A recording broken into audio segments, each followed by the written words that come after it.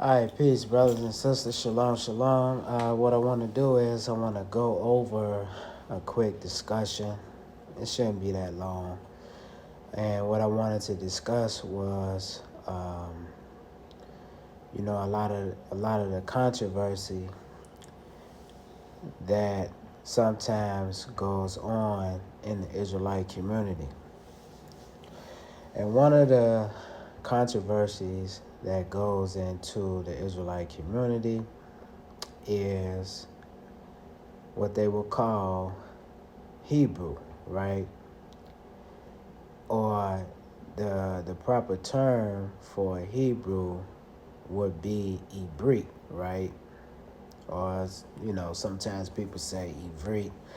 I don't really too much like to use the V's too much, is because we understand that the V came on the scene. At least through my researches, the V comes on the scene through heathens, right? But if you're using V's and stuff like that in Hebrew, that's fine too. You know what I'm saying? But what I wanted to talk about it was a lady, because I kind of started showing people the beginning stages of biblical Hebrew, right? And I had a young lady come on my page and say, basically the video that I showed on my Facebook page was sad because the Hebrew that I'm speaking is Yiddish, right? So what we're going to do is we're going to dispel the notion what you would call biblical Hebrew. Now we understand that the block script that we're using today is not the same block script that was used thousands of years ago.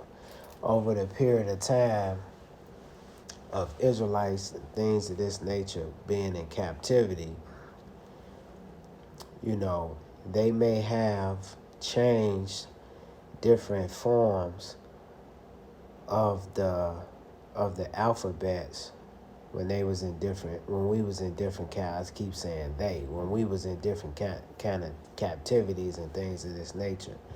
But what I'm gonna show you is that it's a difference between Hebrew and Yiddish. So, okay, one of the things that I went on was what you would call Google Translate, right? So in Google Translate, as you can see, you will see the English word, and then you will see, quote unquote, the Hebrew word, right? So the first word that I typed in was God. Now, in the Hebrew, it says Elohim, right? So at the bottom, you will see Elohim, or Eloha, right?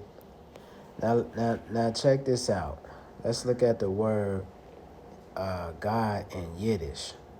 Now, as you can see, Hebrew and Yiddish are two different languages, brothers and sisters. We understand that the heathens took over our language, right? This is why they're practicing it. But we got to understand that there's a distinct difference between the Hebrew and the Yiddish. The King James Bible, see, and this is why a lot of people, they got to understand what they saying when they say this. If the biblical Hebrew that we're reading from, like the Holy Scriptures or any type of book that has Hebrew and English in it, we do know that the Old Testament was originally, when they translated the Old Testament into what you would call the English tongue, they didn't translate it out of Yiddish, brothers and sisters. They didn't do that. They translated out of the biblical Hebrew, or what they would call, I believe, quote me if I'm wrong, the Masoretic text. Because I believe that the Masoretic text was what you would call the biblical Hebrew that they was dealing with. Now, some people say that there's no vowels in Hebrew. That is another incorrect statement. Every language that's on the face of this planet, you need vowels unless you can't speak a language. That's why some people say that the Egyptian language, or what they would call the conscious community, they call it the Medu Neter. That's why they say that the Medu Neter. Some people say that the hieroglyphics that's on the wall is not, haven't nobody been able to really translate it, is because when they started to push those people out of the land, a lot of them took their language with them. See, and you had a lot of people that conquered Egypt. So a lot of people are saying that the language that they call the hieroglyphics is a dead language. Now, granted, you have people today, because of Champollion and other people that was translating the language. Now they saying that they can speak the Egyptian language, or because the Egyptians are Mizraim in the scriptures. So now they saying that they can speak the language, but some people say that the Egyptian language is a dead language. Well, why is that? It's because you got to understand how to pronounce words. And all languages on the face of this planet have vowels in it. That's how you pronounce. That's how you pronunciate words. So just because you don't see vowels in the Hebrew doesn't mean that there's no vowels there. See? So one of the reasons why you see the vowels in most biblical Hebrew today, or modern Hebrew today, is because I believe when our people that I think it was our people that came up with what you would call the Masoretic text. They started to put vowels in it to do what? To preserve the language, brothers and sisters, because if you don't know how to speak it, if there's no vowels there, you can't speak a language. That's why the vowels there. See, the nakuds and all these different vowel points that's in the Hebrew is there is what you would call training wheels, brothers and sisters. Is training wheels. When you put a child on a bike, you don't just put him on a bike and let him go. He gonna hurt himself. So you gotta start him out with the training wheels. Once he gets very good at training wheels, then you probably lift up one of the training wheels and let the other one go down. So he's riding, but he still have one leg on the training wheel that's helping him ride the bike. Then eventually, you're going to do what? You're going to lift the other training wheel. And then he's going to do what? He's going to be riding his bike. You know what I'm saying? He may have a little stumbling here and there. It's because he's not really used to riding it, but eventually he's going to ride the bike. That's the same thing, context with Hebrew. That's why you see the vowels at the bottom. And the vowel system is not Yiddish, brothers and sisters. We got to keep saying this, and we're going to prove this. Let's look at this. So, now at the top, you got the word Hebrew and you got the word Yiddish. That should put something in your brain right there, because this is Google Translate. These are the languages that is spoken around the world, brothers and sisters. So one of the languages that's in the in the lineup of languages is what? Hebrew. And you got Yiddish. So what is that telling you? Yiddish, it may look like Hebrew because you got the same vowels, you got the same block script, but it's a different type of language. And I'm gonna show you. Let's look at this. So this is Hebrew, right? So you're gonna go back. So I typed in the word God. Now the word God right here means Elohim, right? So let's type up God in Yiddish. So the term God in Yiddish, brothers and sisters, is what? Gayat. Gayat. Gayat. See? So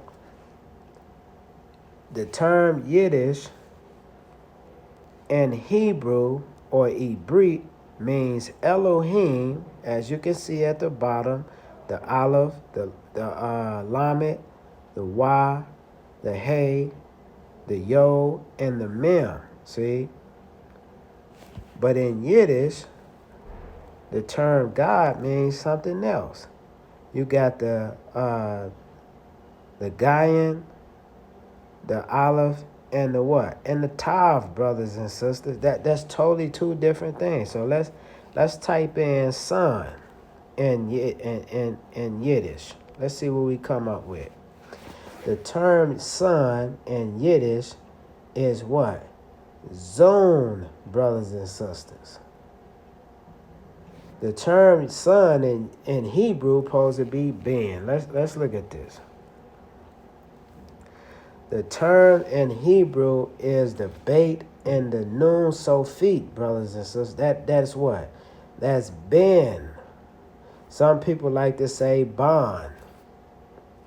But the correct pronunciation is just like over here today, right? Do you know, and I have to perfect my English grammar better myself. Most of us over here, brothers and sisters, can't even speak correct English. See, we speak what you would call a broken English. But that's why you have books and things of this nature to help you with your language barrier, to help you with the phonetics of English.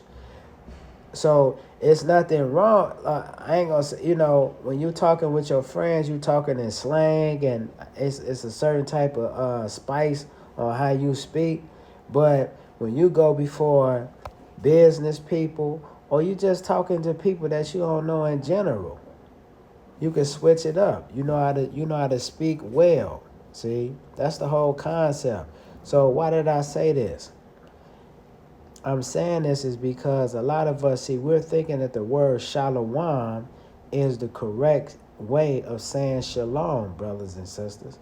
Now, do I like saying that? Of course I do. It's just like in the streets. We speak with slang, brothers and sisters, but let's not say that slang is the correct way of speaking. It's because it's not. See? It's not. I like to say Alahayim, but that's not the correct way of saying Elohim, brothers and sisters. It may sound good. It sounds good when it roll off your tongue, but we have to understand the correct way of doing things. The reason why our ancestors left the vowel systems on the scene, or whoever left it, is because so that our language can be preserved for this day. See? So let's look at another word, right? Let's look at the word peace. Okay. The word peace in Hebrew means shalom. See? Shalom, brothers and sisters. Let's look at the word peace in Yiddish. Now, it means, now check the way that they say it. In the Bible, in the modern Hebrew, it says shalom. In Yiddish, it says what? Shalom. Shalom. See? So that's a different way of pronouncing the word, brothers and sisters. So that shows you that Hebrew and Yiddish are not the same. See? Let's look at another word. Let's type in the word daughter. Let's type in the word daughter.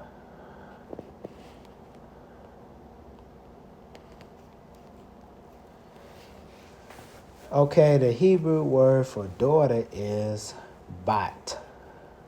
Bat. Okay, let's type in the word for Yiddish. The word in the Yiddish tongue is pronounced as ta'ak. It says ta'ak. What is this word? It's ta'ak tua or something like that. Or takter, right? Or taktir. That's totally different. The word in Hebrew or Hebrew for daughter means bat. The Hebrew word for son in Hebrew means ben. When you type it in Yiddish, it's a totally different thing. So the term daughter is taktir or something in that vein, right? The term daughter in Hebrew means what? Bat. So that's two different things, brothers and sisters. See? That's two different things. So why do we keep saying that you speaking Yiddish? Let's type in the word no in Hebrew. So the word no in Hebrew means low, right? Let's see what the word in Yiddish means. It says nayan or something like nayan or nayan. That's two different things, bro. So how are we speaking Yiddish? And Yiddish is, first of all, Yiddish is in its own language barrier. Hebrew or Hebrew is in its own language barrier, brothers and sisters. We got to use common sense. One more thing that I'm going to type in, and then I'm going to leave it at that. Let's type in the word Yeshua, right? Let me see some, because you know they like to use Jesus.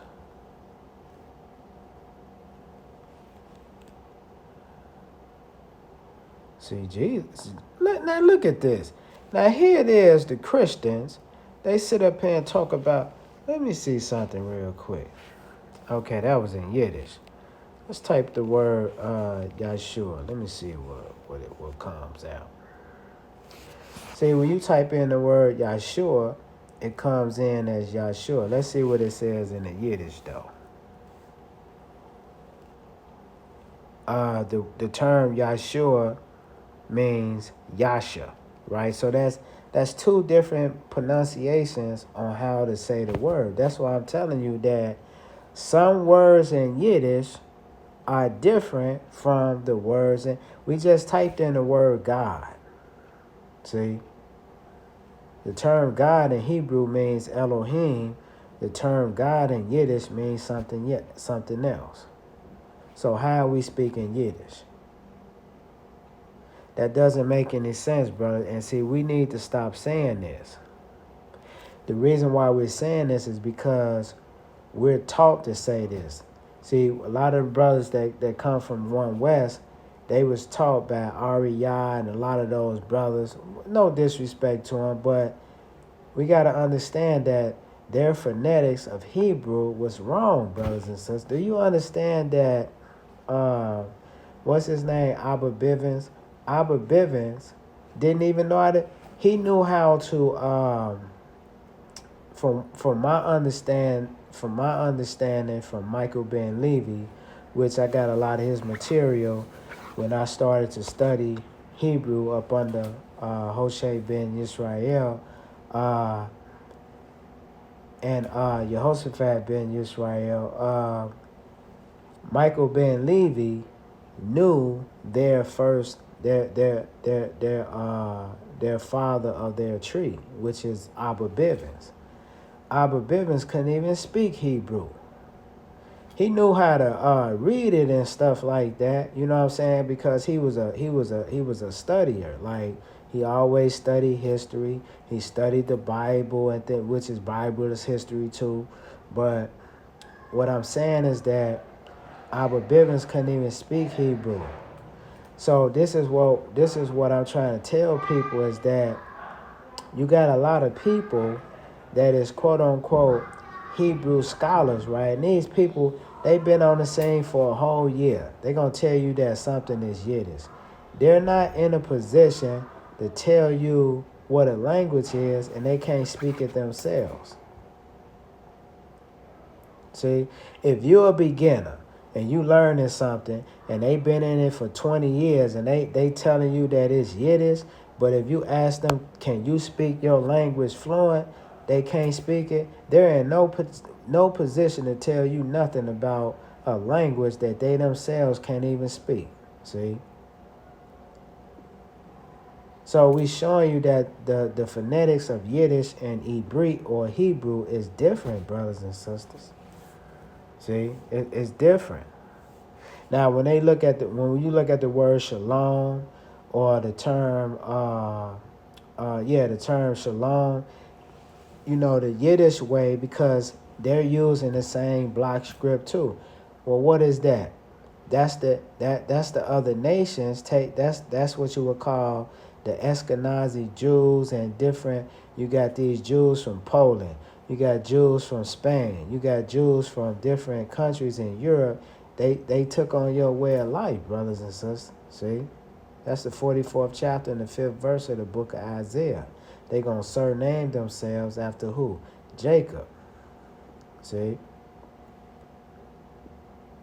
So, this is a reminder to us, brothers and sisters. Let me see something. If I could type in the word Levi.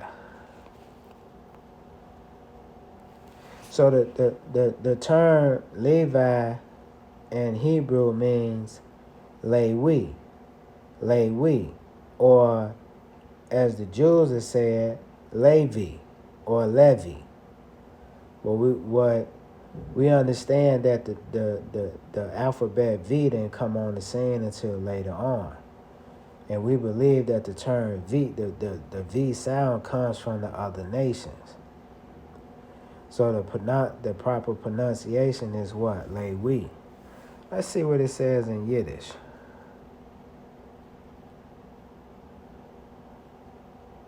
See, in Yiddish, they just say Levi. In Hebrew, it says Lewi. Yeah, pretty much the same thing. You know what I'm saying? But I just wanted to show brothers and sisters that we're not speaking Yiddish, brothers and sisters. We're not doing that. We're not speaking Yiddish.